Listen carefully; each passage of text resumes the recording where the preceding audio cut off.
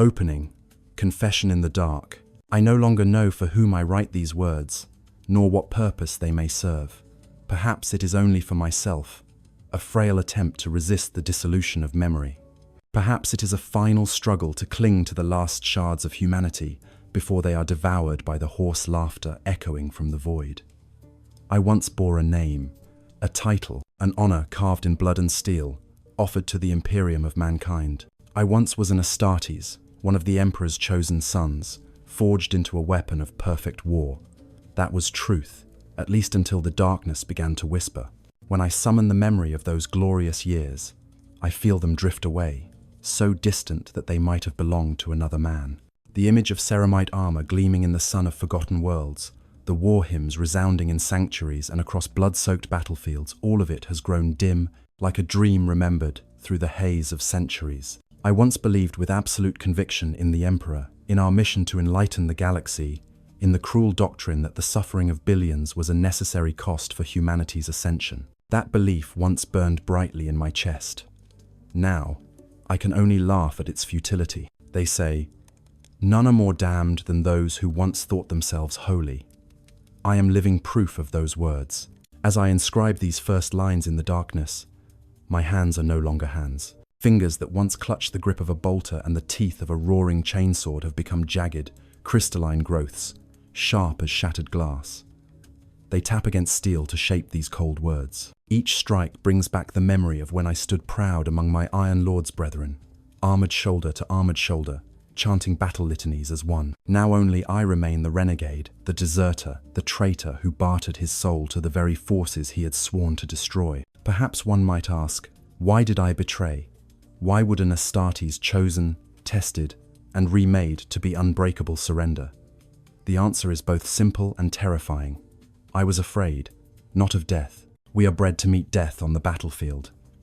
But I feared meaningless death, feared being forgotten, feared the cold judgment of my brothers, should they discover what I had become. I feared the truth that I was no longer pure. From the smallest fracture in flesh, the darkness seeped into my soul, and like a worm burrowing unseen within a seed, it hollowed me out from within. Now I hide in a damp subchamber, on an unnamed world, its skies forever veiled by the smog of dead manufactoria. No hymns resound here, no brothers march, no banners fly. There is only silence, pierced by the constant whispers of the entities mankind calls gods of chaos. I cannot tell if I flee from the Imperium, from the ruinous powers, or from myself. I write these lines as though delivering judgment upon my own soul, a litany of crimes without absolution, treachery, cowardice, betrayal. Crimes committed not in pursuit of victory, but in denial of fear. Should anyone find these words in ages hence, be it an imperial scholar, a scribe in some forgotten archive, or a scavenger sifting ruins, let them know this. Once there was a warrior who stood in the Emperor's light, and in terror of losing it, stepped willingly into the abyss. This is my confession, my testimony, my curse. From radiance to ruin, from purpose to perdition. I was an Astartes, and now I am nothing but the echo of his fall. The first lie I ever told was to myself. It began as a stiffness in the left hand, nothing more than a nuisance on the range deck. My gauntlet felt tight when I curled my fingers around a practice blade, a faint resistance as if the servos had taken on grit. I remember flexing the hand again and again as the drill sergeant chanted litanies over us, each finger articulating within the ceramite with the obedient clack of sanctified machinery. Machine oils, ozone, the sweet, metallic tang of the chapel forge. I told myself it was a maintenance issue. I told myself it was fatigue. What I did not tell myself was the truth, that something in me had woken. I had served 5 campaigns then, enough to know the cadence of a boarding action, the way a void ship breathes before the breach, the harmony that exists when brothers move like teeth in the same blade. We were a clean edge in a dirty galaxy. We cut, and the cut was called righteous. In those days, the catechisms came easy, and I could recite them with the same calm a man uses to draw breath. Purity is duty. Doubt is the weapon of the enemy. Report deviation at once. I did not report my hand. The stiffness, by increments, turned to ache. The ache learned cold. Inside the gauntlet, I felt a pressure, a a geometry pushing outward, not swelling, not inflammation, but angles, as if something sharper than bone was seeking purchase beneath flesh. When the hand closed around my chainsword's grip, the discomfort vanished, and a curious relief ran through me, like a lock finding its key. Power flowed up the arm and turned the ache into clarity. That frightened me more than the pain. It would have been simple to seek the apothecarian. A checklist of meditations, a scan, a prayer to the Omnissiah, a stern report to the chaplain if anything was amiss. But simplicity is a road paved in light, and I had already taken one step into shadow. There is a moment, and every fallen Astartes will know of it, where the mind pivots. Not a grand betrayal, not a shouted oath to forbidden powers. Just a decision to deal with it later. Later never comes. The campaign that followed took us to the world called Thestia, a cathedral planet carved from black stone and superstition. Its cities rose like organ pipes, each tower a note in an endless hymn. We came on reports of apostasy, a schism of scribes arguing whether the Emperor's light traveled at finite speed or existed simultaneously everywhere. The administratum bled parchment over it for 11 years, and then someone sent a distress ping with a certain code that means, in essence, we have lost the argument and gained a nightmare. I remember the dust there.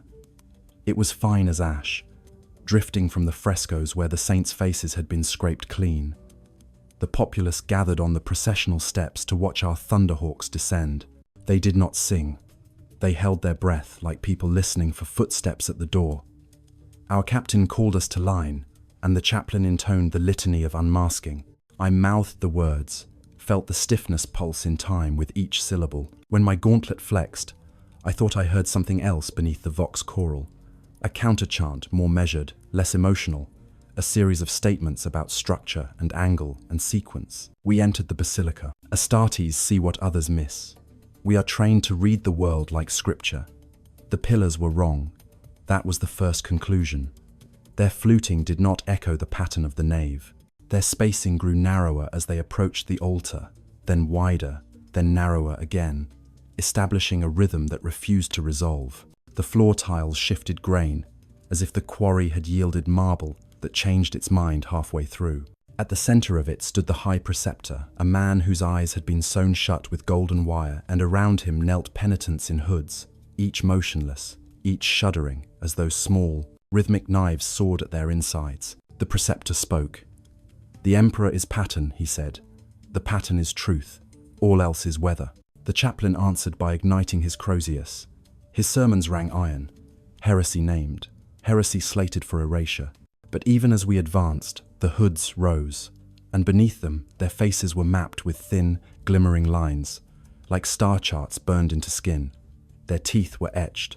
Their eyes were prisms. They hummed numbers, and the sound entered my gauntlet and climbed my arm as if through a conduit designed for it. Purge. The captain's order cut the air. We did what we were made to do. Bolters spoke. Hooded figures dissolved into mist. The preceptor's skull became a ruin, and somewhere inside the recoil and thunder, my left hand closed too perfectly around the chainsword. The engine screamed at an ululation my auto-senses failed to categorize, and when the teeth found an enemy's clavicle, the blade did not bite it arranged. Bone broke along planes too clean for violence. Flesh peeled in spirals of surgical exactness. I stepped back, breath halted in a body that no longer needed breath, and stared at what I had made. Not carnage, but a diagram. And I said nothing. Later, in the quiet where brothers clean their weapons and count their sins, I removed the gauntlet. The hand beneath had changed. The nails had narrowed to transparent wedges. The knuckles had sharpened, not outward but inward, as if they were hinges that belonged elsewhere. Lines of pallid sheen crossed the palm, meeting at a point that felt hungry. I wrapped the hand and pulled the gauntlet on with a prayer I did not believe. Decay, I have learned, does not always stink. Sometimes it gleams. It begins with the pleasure of competence, the crispness of a maneuver executed at the exact second it should be, the way a door gives when charges are set at the quietly correct angle. It begins when your brothers praise you for efficiency that is not yours, for the cut too clean, the shot too precise, the path through a war zone that seems to have been laid for your feet. Each laurel braided around your pauldron tightens the ligature. I was present when we cindered the Heretic Manufactura on Attica 9. The Scitarii marched with their patient click. The red robes chanted Bin Harik as if spitting copper nails. And we dropped through Event Cathedral onto a catwalk over the primary assembly vault. Thousands of servitors pressed below like a field of blind, pale flowers. The Mechanicus overseer had built a harmonic in the plasma furnaces to resonate with the compliance implants. He called it optimization. We called it damnation. The order went down the line. I took the shot that cracked the harmonic array. Something in the furnace sang back. I can describe it no better. A chord with too many notes. A shape that taught the ear arithmetic. The recoil reached my wrist and found not muscle but a waiting lattice. I felt a pleasing answer inside my bones, and the ache I had lived with for months dissolved into a sensation I will call, for lack of a better word, fit. In the seconds that followed, the array ruptured and poured a sun onto the vault floor. Servitors burned. The overseer ran data screaming to his console to cut feeds. I tracked him without thinking and placed a bolt round into the precise square of space his head would occupy when fear completed its instinctive turn. The skull vanished in a perfect cone. The body fell like a toppling cymbal. Praise came after. The captain's hand fell heavy on my shoulder. The chaplain named my deed exemplary. The tech marine asked for my weapons data to study the holy accuracy.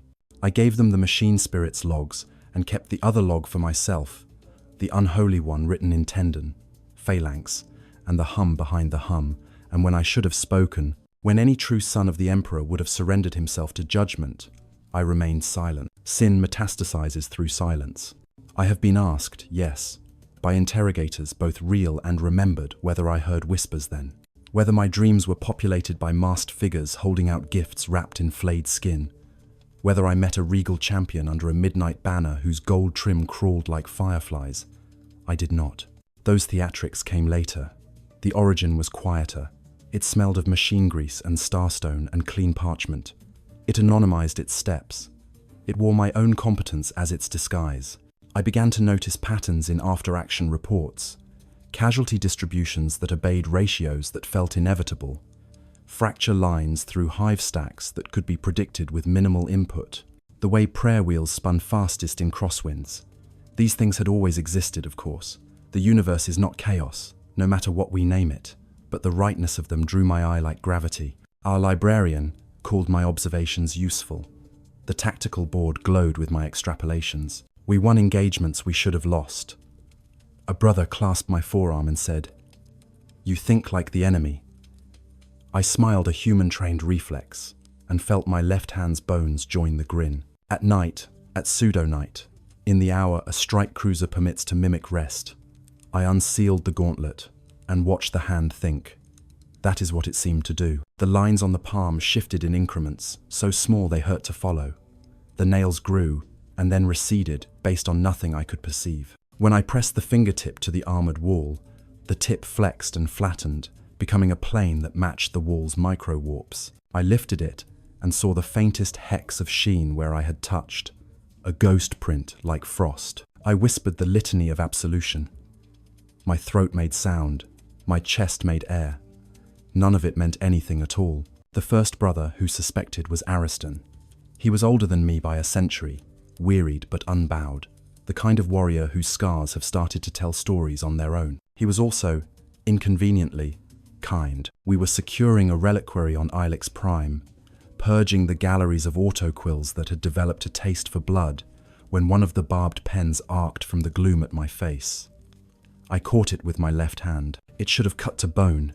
Instead, the point split against my palm with the soft sound of ice under warm water. The pen clattered to the tiles. Ariston's eyes ticked down, then up. He said nothing. Later, he intercepted me on the companionway between the armory and the chapel. The corridor was narrow, that old Imperial habit of forcing giants through man-sized spaces. Our pauldrons scraped paint in passing. He placed a hand on my breastplate to halt me. "What did you catch it with?" he asked. "My hand. That is not what I meant." I looked at him. He looked back. The quiet between us was the quiet one uses to hear a heart fail. I opened my mouth and spoke the line I had been practicing without knowing it. "Brother, there is no deviation to report." He held me there, hand on plate, while the ship vibrated around us with the low purr of a cruising drive. Then he nodded once and removed his hand. "I will stand with you," he said softly. "If there ever is deviation to report, mercy is a terrible weapon. Mercy makes you wish to deserve it." That night I stood outside the apothecarian for a long time, listening to the sanitized clatter inside. I raised my hand to the rune plate. I lowered it. I raised it again. In the end, I turned away and walked back along the companionway, retracing the scrape marks our shoulders had left in the paint. The culmination came not with a scream, but with a counter. The mission was routine, a compliance operation on a mining world whose quotas had dipped, whose liturgical timing no longer matched the beat set by distant terror. We were to restore order, burn the rot, set the metronome aright. The mine shafts breathed stale air.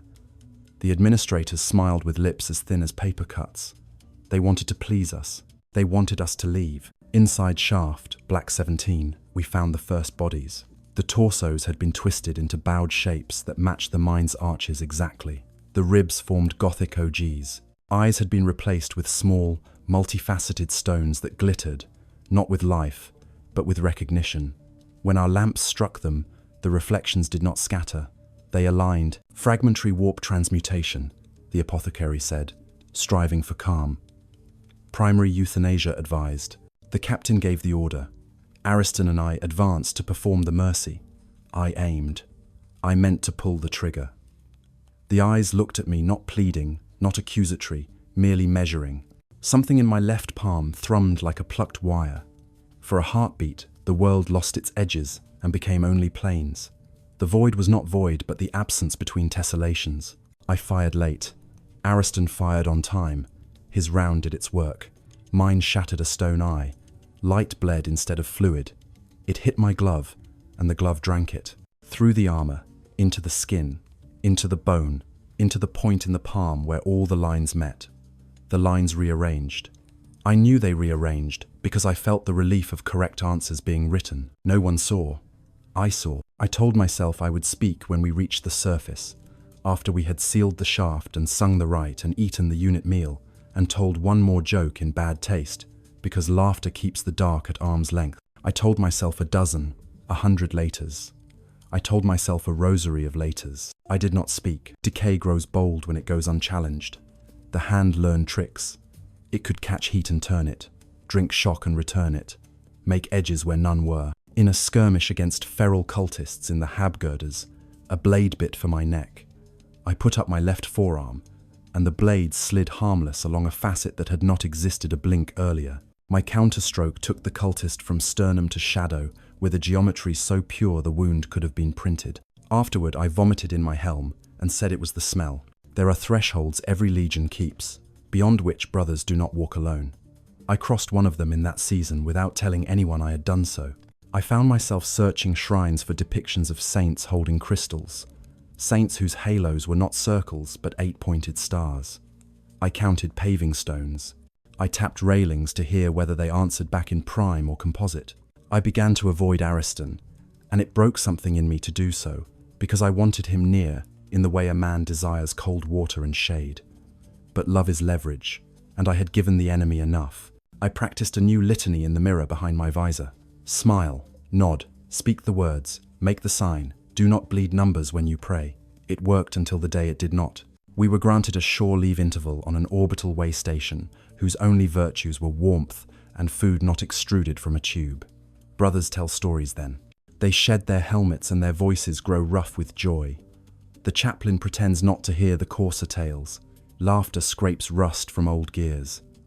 I took my meal in a corner and tried to laugh on time. Ariston joined me. He set his tray down, and for a while we ate like veterans in a place that forgives them for being tired. Then he said, "Brother, will you indulge an old soldier's superstition?"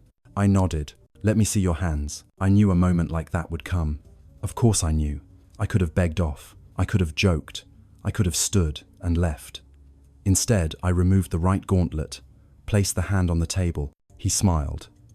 Then I removed the left. The crystal lay just below the skin, not a single gem, no, a faint under-architecture, a diagram written in translucence. Ariston did not recoil. He did not cry alarm. He studied it with the impassive care of a man reading a battle map he does not want to believe. "How long?" he asked. "Since Thestia," I answered, because a lie would be more blasphemous than the truth in that sacred second. "Have you spoken to the apothecary?" "No." "Will you speak to him now?" Silence. His jaw tightened. Pain crossed his face. Not for himself, but for me, for us, for all the things we were supposed to be and no longer were. "Then I must," he said. It was mercy. It was duty. It was the end. My hand moved before my mind did. The lines in the palm converged into a point, and the point became a needle, and the needle became a blade that was not a blade, but inevitability. It would have been easy to place it under his jaw and lift. It would have been easy to shatter something he loved so that he would never leave me. Instead, by grace or cowardice, I folded the hand into a fist and placed it under the table until the ache became pain again. "Give me one day," I said. "By the next bell, I will stand in the apothecarian." He studied me for a long time. He had no reason to trust me. He did it anyway. He put his hand on mine and squeezed. "One day," he said, "I will walk with you." He would have. I know that. The knowledge is the shard I cannot extract. That night, the whispers came for the first time, not with horns and banners, but with a pencil and a ledger. "You should not report what you can correct," they wrote in a neat hand. "You should not burden a brother with a sin you can shoulder alone. You should not shame your captain. You should not invite the chaplain to weep. Wait. Fix it. Be good enough to fix it." Numbers played the lullaby. Geometry stroked my hair. The ache receded. I slept. In the morning, Ariston was gone to a reconnoiter drill. The apothecary was occupied. The chaplain was in council. The captain was inspiring. The bell tolled, and I told myself bells are just circles making sound. By evening, the decay had a foothold deep enough that any surgeon's knife would break against it. If the origin has a single coordinate, a point where descent becomes trajectory, it is not some demonic pact in a temple of knives. It is not a black banner unfurling to the applause of the damned. It is a brother's trust deferred. It is a promise missed by one bell. It is the moment a hand that could have reached for help chooses instead to reach for a weapon. From there, everything else follows as easily as a theorem arranged correctly on a slate. I could end this account of beginnings here, at the simple arithmetic of my failure. But for completeness, and I have grown fond of completeness, I will say this. The day after I broke that promise, we received orders to investigate a new disturbance in a shaft on a world whose name I can no longer be certain of. The sign above the blast door had been defaced with an 8-pointed figure scratched like a child's doodle. We entered. We found light where there should have been blood. We sealed the door again and told ourselves we had ended something. I once thought of corruption as an instant, a single heartbeat in which a warrior fell from the Emperor's grace into the maw of chaos.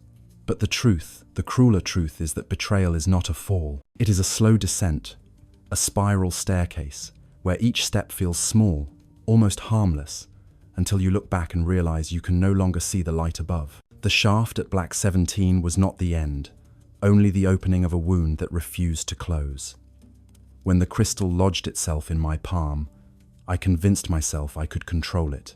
I wrapped the hand in faith and silence, smothered it with oaths, and swore that no one would ever know. Each campaign became an act of theatre.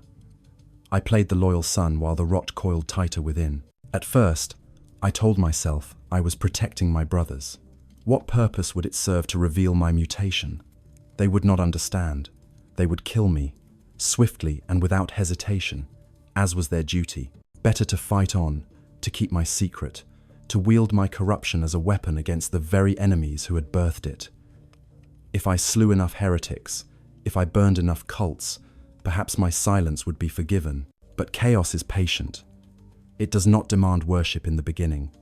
It only asks for silence, for a small concession, a single unspoken truth. And with every lie of omission, I fed it. The first true test came at Hive Turs, a city of spires and smog, where the faithful sang litanies in factories that shook with endless labor. The heretics there had daubed symbols in soot across the smokestacks, and whispers claimed entire manufactoria had begun chanting numbers instead of hymns. We descended into the hive's bowels, through catwalks strung like veins above chasms of fire. It was in the thick of melee, my brothers pressing forward in perfect formation, that my left arm betrayed me. The ceramite split with a crack like breaking glass, and the limb elongated into a crystalline scythe. In one sweep, it cleaved through an enemy officer and 2 of his guards besides. Brother Arik saw it. Our eyes met through our visors. No words were spoken, none needed. He knew, I knew. That night, while others celebrated victory in the consecrated cathedral, I slipped into his quarters. He slept like the righteous, trusting in the sanctity of our bond. I placed my twisted hand upon his throat. I felt the pulse of his 2 hearts against my palm. I squeezed until there was silence. I told myself it was mercy, that if I did not kill him, he would expose me, and I would die by my brother's hands. But deep down, I knew the truth. It was not mercy, it was fear. From that moment, my path was sealed. No longer was I merely corrupted. I was a murderer of my own kin. I carried not only mutation, but blood guilt. I could not return, could not confess, could not seek absolution. The silence had become a prison, and I had forged its chains myself. So I fled. In the ruins of that cathedral, I rigged melter charges to collapse the ancient columns. As stone and fire rained down, 73 loyal Astartes were buried alive beneath holy rubble. I walked away into the shadows of the underhive, my armor cracked, my soul beyond repair. 3 months I wandered there, feeding on vermin, drinking rust-stained water, dragging my dying power armor like a coffin on my back. Without the song of my brothers in my ears, I heard only the whispers. At first they were faint, like memory. Then they grew clear, articulate, coaxing. They did not promise glory, they promised understanding. I found the codex then, hidden in a chamber sealed for millennia, its cover etched with the same crystalline patterns now crawling across my flesh.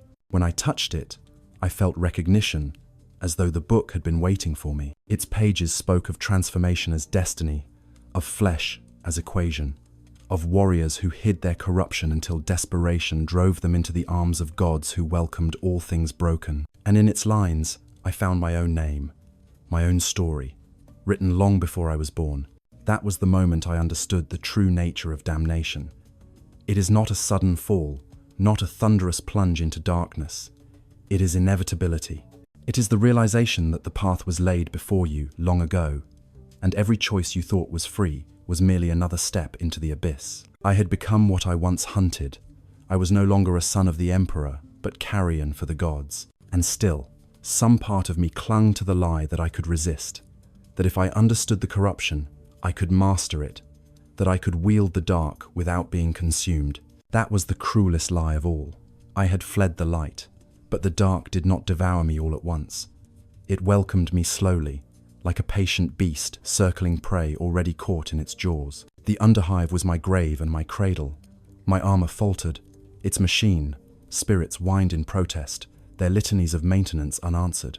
I lived on vermin and runoff, on the scraps of manufactoria too broken for even serfs to bother with. The codex of transformative symmetry lay in my lap as I sat amid the ruins, and I turned its pages until my eyes bled. Every line, every geometric diagram seemed to speak directly to my flesh. The crystal beneath my skin pulsed in time with its equations. I should have destroyed it. I should have ended my own life. Instead, I studied, and chaos studied me in turn. The first cult I encountered found me rather than the other way around.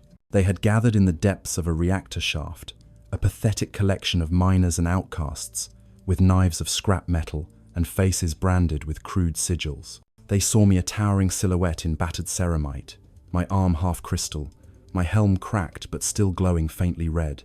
They fell to their knees. Chosen, they whispered. Anointed. Deliverer. I could have slaughtered them. Once, I would have. Yet in their eyes, I saw something I had lost. Not purity, but conviction. They believed in me, or in the thing I was becoming.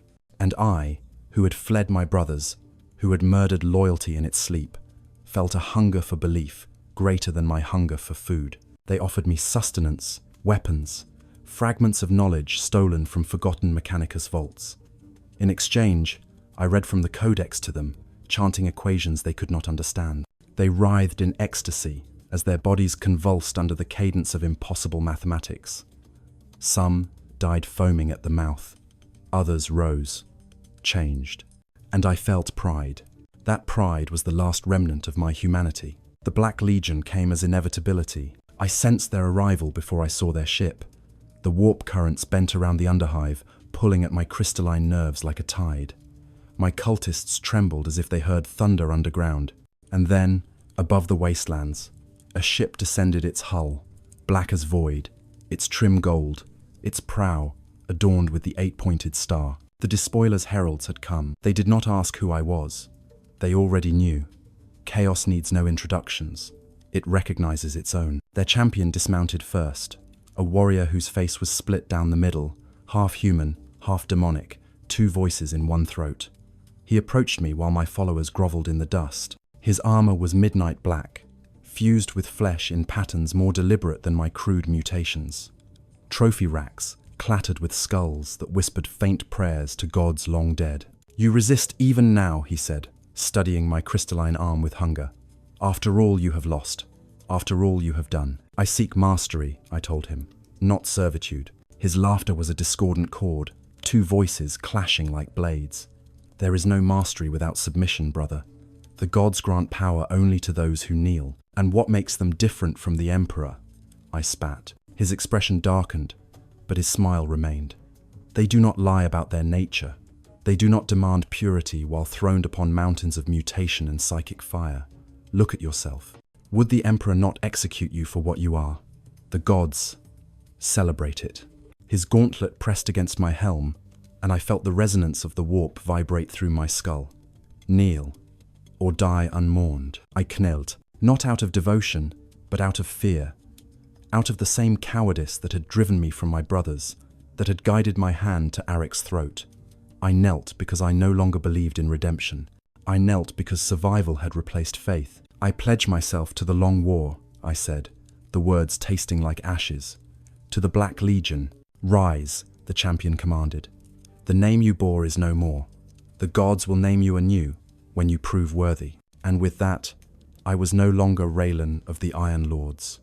I was nothing but a weapon, reforged in midnight. They brought me aboard their ship, a war cruiser, once known as Emperor's Wisdom, now renamed the Inexorable Calculus. Once it had sung hymns to the machine god, now its bulkheads bled equations that crawled like insects across the steel. A daemon of Tzientch whispered through its vox spirits, guiding the vessel with mockery and malice. Here, among the damned, I should have felt horror. Instead, I felt relief. For the first time since mutation crept into my palm, I did not need to hide. Here, crystalline growths were not shame, but ornament. Here, warped flesh was not a death sentence, but a badge of survival. And yet, even as they welcomed me, I knew the truth. I was no brother among equals. I was prey among predators, a tool to be tested, twisted, and discarded when amusement waned. They set me to trial in the fighting pits. "Prove your worth," the split-faced champion said. My opponent was a world eater, his armor still streaked with white and blue beneath hastily painted black. His helm was carved into a snarling beast, combat stims hissing into his veins. He laughed when he saw my crystalline arm. "Freak," he growled, "I will shatter you and wear your shards as trophies." I did not answer. Words are wasted on berserkers. He charged, power axe raised. I met him not with rage, but with precision. His blows fell like thunder. My crystalline arm shifted into planes and angles to deflect each strike. The watching Black Legionnaires murmured as sparks danced with every clash. When he tired, I struck. My arm elongated into a blade, slipping into the seam beneath his pauldron. Not enough to kill, but enough to draw blood. He howled, dropped his axe, and grappled me with monstrous strength. His hands closed around my throat, but my body was no longer bound by flesh. Crystal spines erupted from my neck, spearing his gauntlets, spreading into his veins. He screamed as his arms crystallized, spreading from elbow to shoulder, until shards burst through his helm. The pit fell silent. Even the champions seemed at a loss. And then, from the shadows above, applause echoed. A sorcerer descended, his armor etched with wards, his helm crowned with horns. "Most impressive," he said. Tsiench has blessed you or cursed you. With the changer of ways, the difference is irrelevant.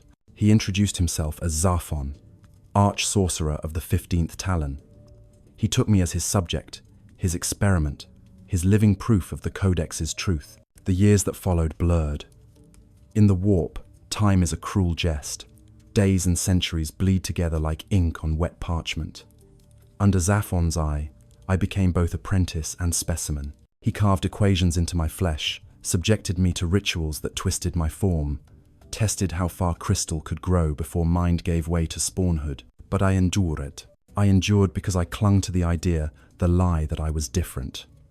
That I was not worshipping chaos, merely studying it, mastering it, bending it to my will. Zaphon laughed at me. "You think you hold the pen," he said, "when in truth you are only ink." And perhaps he was right. So here, I stand no longer a son of the Emperor, no longer even a man. I am weapon, experiment, prisoner, and priest all at once. I write these words in the dark of the calculus, my crystalline fingers scratching light across steel. This is the truth of chaos. It does not seize you in a moment. It invites you, step by step, until you kneel without realizing you have bent. It makes your cowardice a crown, your fear a scripture, your betrayal a hymn. And now, though I kneel in midnight armor, though I fight under the banner of the Black Legion, I know that my damnation has only just begun. They promised power. They delivered ruin. I had believed, in those first hollow days aboard the inexorable calculus, that I had already fallen as far as any warrior could. I had killed my brother, betrayed my chapter, sworn allegiance to the Black Legion. I thought that damnation was a cliff, a single plunge from which there could be no return. But the abyss had no bottom. It only deepened. The sorcerer Zaphon saw to that. He kept me in chambers lined with runes that crawled like insects. The air stank of iron and incense, thick with whispers from the warp that coiled like snakes around my skull. There, I was not a warrior, but a specimen. He treated me as a craftsman might treat a tool, test its edge, bend it until it breaks, record the moment of fracture. "Your flesh is a theorem," he said, as if that were praise. A problem to be solved, a lattice to be completed.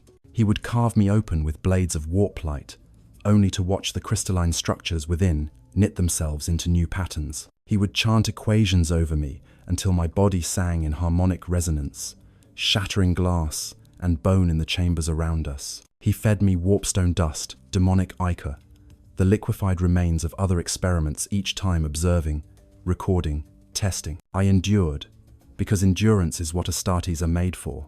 But each day I endured, I lost another piece of what I had once been. The first price was my body. Crystals grew unchecked, spreading from my arm into my chest, my ribs unfurling into lattices that no longer resembled human anatomy. My left eye clouded, then fractured into a dozen tiny facets. I began to see differently, not merely light and shadow, but symmetry and angle, the hidden skeleton of reality itself. To gaze upon a bolter was to see the mathematics of recoil, the precise probabilities of trajectory. To look upon a man was to see the patterns of his heartbeat, the rhythm of his blood. It was intoxicating. It was horrifying. I tried, once, to carve the crystal out. In a stolen moment of solitude, I heated a blade and pressed it to the flesh of my arm. The crystal sang as the steel bit, humming through my bones. When I pulled the blade free, the cut closed instantly, the geometry correcting itself. My flesh was no longer mine to command. It had become a cathedral to something greater and far more terrible. The second price was my mind. The whispers never ceased. In the beginning, they were distant, like echoes through water. Then they grew clearer, a chorus of gods, all clamoring for my devotion. Khorne's voice was blood and rage. Kill for strength, kill for eternity.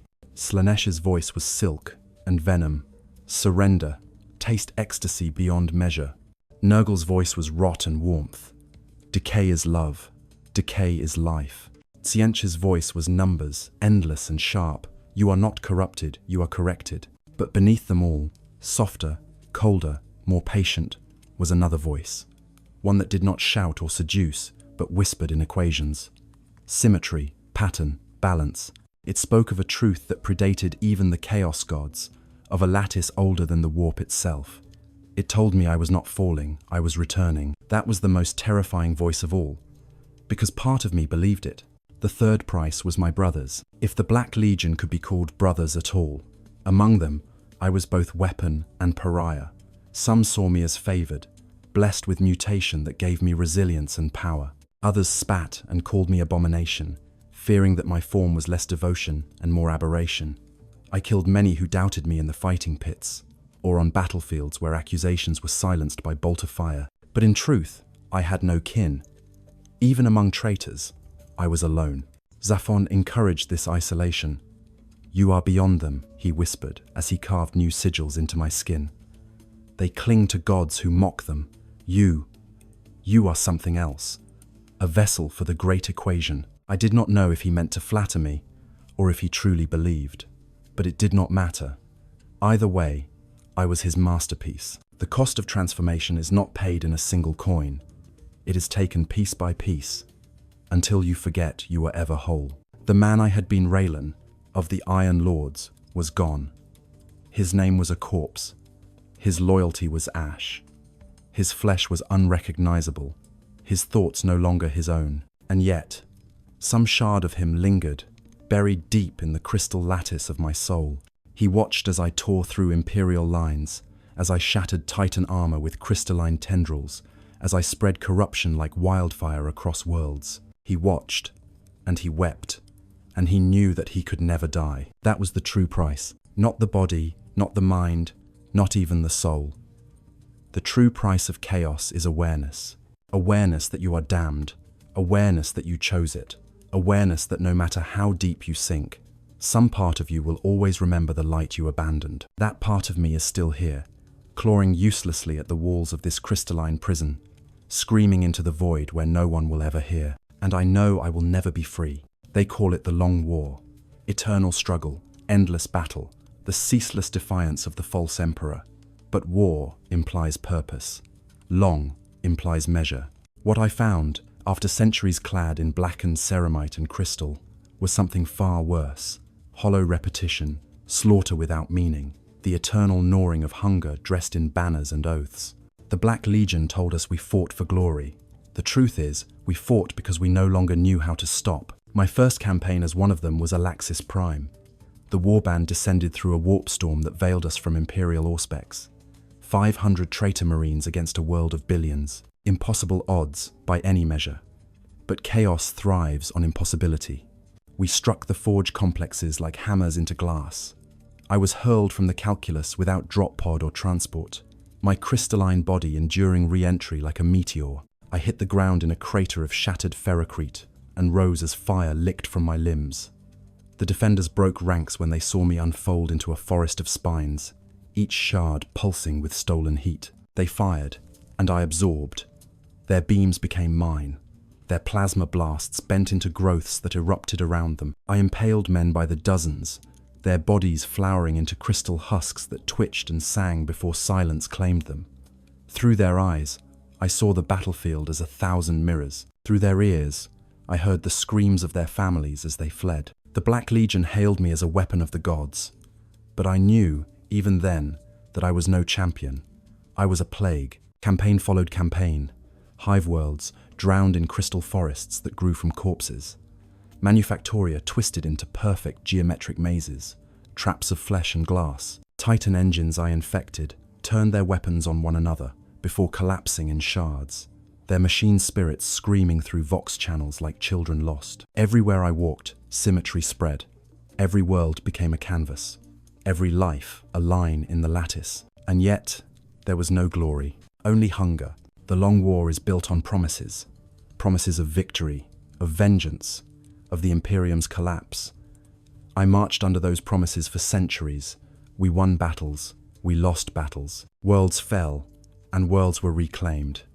Every time I stood knee-deep in blood, I felt the same emptiness gnawing. The Imperium endured. The Emperor's corpse god throne still blazed in hateful gold. And the gods I served laughed, mocking us all even as we bled for them, even as we killed in their names. I saw world eaters tear each other apart when no foes remained. I saw emperors' children consume entire cities in orgies of excess, then turn their weapons on their own allies when boredom set in. I saw plague marines plant gardens of rot, watching them bloom into decay, then grind the soil into dust and begin again. This was not war. It was theatre. Theatre for gods who cared nothing for victory, only for the spectacle of ruin. The hollow glory ate at me. My crystal form thrived, but my soul withered. I learnt to mimic human shape when needed, to walk among mortals and watch their eyes fill with awe or terror. Sometimes I wore the face of my old self, Raylan of the Iron Lords, and entered imperial strongholds, disguised as the loyal son I had once been. I betrayed my former brothers more than once this way, leading them into ambushes, turning their faith against them. But each time, a shard of me recoiled. Each time I whispered to myself that this would be the last. And yet, when the next order came, I obeyed. Because what else could I do? I was a weapon, a beast, a shard of something older and hungrier than myself. And all weapons must be used. The hollow glory of chaos is this: victory means nothing. Defeat means nothing. Glory itself is a lie. The only truth is entropy. The only constant is transformation. We fight not for triumph, but because fighting is the only way the gods keep us chained. I have torn loyalists apart with crystalline blades, watched their blood freeze into prisms before it hit the ground. I have devoured titans and reshaped their engines into monuments of impossible geometry. I have sown terror across worlds whose names I no longer remember. And still, I am empty. Still, I am hungry. Still, I hear the quiet voice beneath the clamor, the voice of symmetry, of pattern, of the lattice that predates gods and men alike. It whispers that this hunger is not curse, but calling, that the war itself is meaningless, but the equation continues, that every life I take, every world I shatter, adds one more variable to the final solution. The Black Legion believes I serve them. The gods believe I serve them. But I know now, I serve only the pattern, and the pattern does not care for glory. The pattern only cares for completion.